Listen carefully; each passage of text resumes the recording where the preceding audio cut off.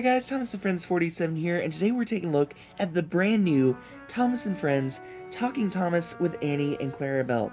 Now, as you can see from the packaging, this is a little bit of downgrade from the last version because it doesn't have that secure plastic cover over it. It just has the plastic over the engine. So the engine is still protected, but I don't know, it just feels a little bit weird without that extra plastic over it. Here's the bottom of the packaging. And then here's Thomas out of the box. Now let's take a look at Thomas first. The first thing that you're going to notice is he is a little bit bigger than his other model. You'll see that the lamp is very thin. That's because most of the light bulb is inside the splasher. You'll also see his buffer beam is a lot shorter on this version rather than the standard version, which you'll see here on the right. Now, to be honest, this difference isn't major, and really I didn't even notice it until I brought the other model over, so it's not super noticeable.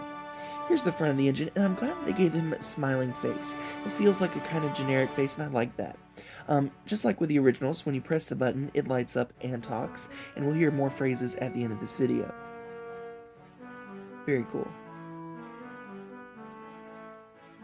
Alright, and then here's the other side, and it's basically the same as the other. And then here's the back. You'll see that they made adjustments for the speaker, you'll see the buffer beams, and the coupling has a special star, I believe, because it's a talking engine. You'll see the Talking Thomas button on the top there.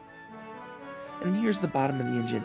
And you'll see on the bottom there's those two activation switches, and those work with certain stop tracks to signal different phrases on the engine when it stops. Or excuse me, makes the engine stop.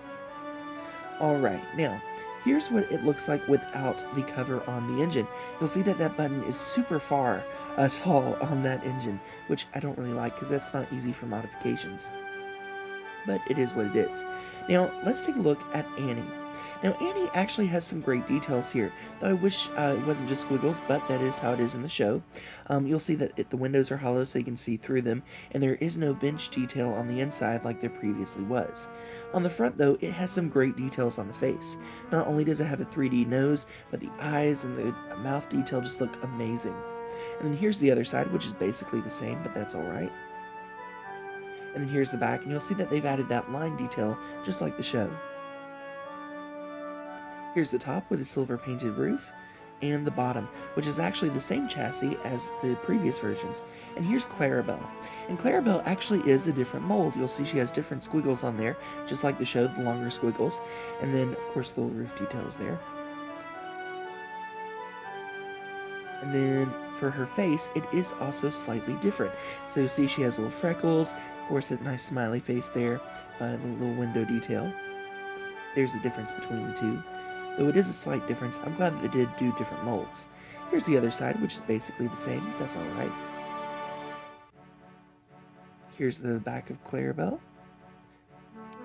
And the roof, and the bottom. Also, their couplings are just slightly longer than standard Trackmaster 2 couplings. I did notice that. And then here's a comparison between the previous versions of Annie, and you'll see that there is no comparison. They are massive compared to Annie and Clarabel. Compared to Thomas, they're kind of in scale, but not to the show. However, to the Trackmaster engines, they're just way too tall. I wanted to use this as a breakdown coach, but that's not going to happen. And here's a push-along Thomas, which I think looks incredible with these two versions of Annie and Clarabel. And of course, here's Annie and Clarabel with James. Alright, now that we've seen that, let's see these engines interact and hear some phrases.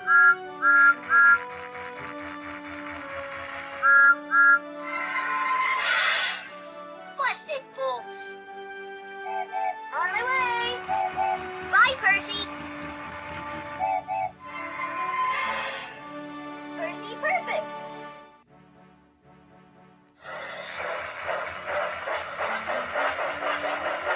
Bye!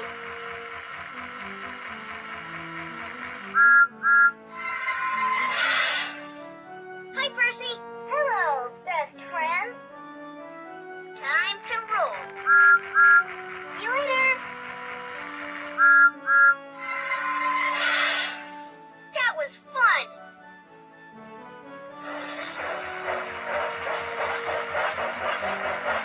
We're also going to hear some phrases as they interact with the older versions of the talking engines. Bye, James!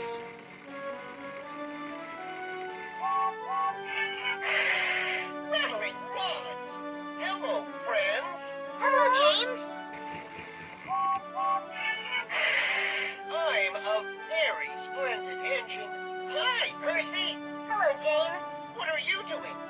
to deliver.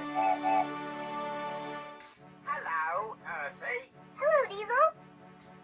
Hi! Oh, hi, Thomas. What are you doing? I'm picking up some cargo. You can count on me. Bye, Gordon. It's a busy day indeed. Hello, Percy. Hello. What are you doing? Pulling the mail train. Alright, so what are my thoughts on this talking engine? Well, I'm going to be honest with you, I actually really like the detail here. I think it looks a lot like what we see in the show, and the talking engines have always impressed me. You know, the previous versions from Mattel were some of the best toys and models, that Mattel ever made. They were the best models that I've ever seen. They talked to each other, they had different phrases, and it never got boring. But what about these versions? Well, I'm going to be honest with you.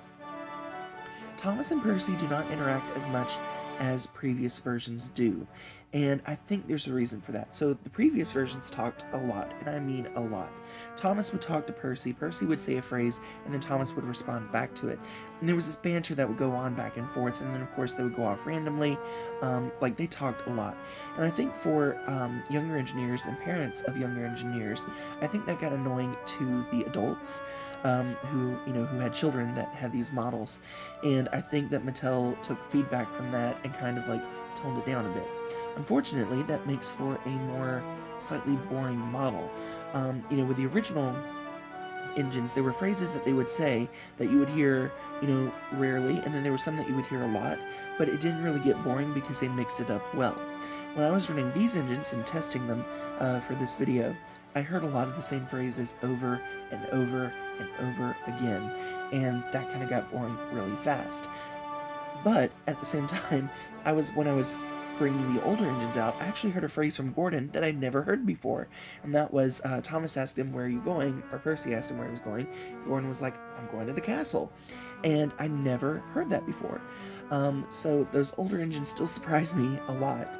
But all in all, these are not bad engines. I think they're great detailed engines, and the talking engines are some of the best in Mattel's lineup.